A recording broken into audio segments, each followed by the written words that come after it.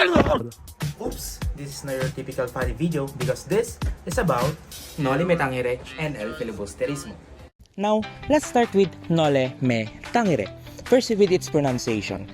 Scholars and historians prefer to call it Noli Me Tangere instead of what we all know, Noli Me Tangere. Second, its origin. Bakit nga ba Noli Me Tangere ang kanyang title?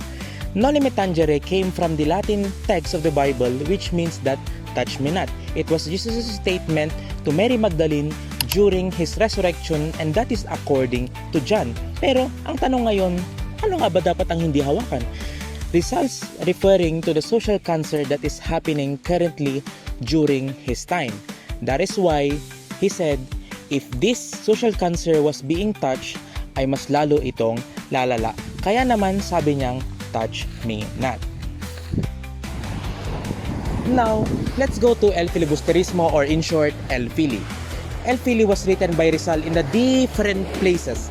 Literally, he started it from the Philippines and then he continued it to France and then he continued it again to Spain and then continued it again to Belgium. But the question is, what does El Filibusterismo really mean? If we translate it in English, it means that the reign of the greed.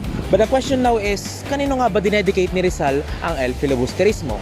If ang Noli Me Tangere ay dinedicate ni Rizal sa mga Filipino, ang El Filibusterismo naman ay dinedicate nga ito sa tatlong martir na pare. Yes, you know it right. Di Madjoha. Charis. He dedicated it to Gomburza. And ito, sa El Filibusterismo ay may tatlo ng bida. Kung sa Noli Me Tangere ay isa lang, which is si Crisostomo Ibarra, dito naman ay may tatlo na. The second coming of Crisostomo Ibarra, which is Simon. Second is Basilio, and the friend of Basilio, which is si Isagani.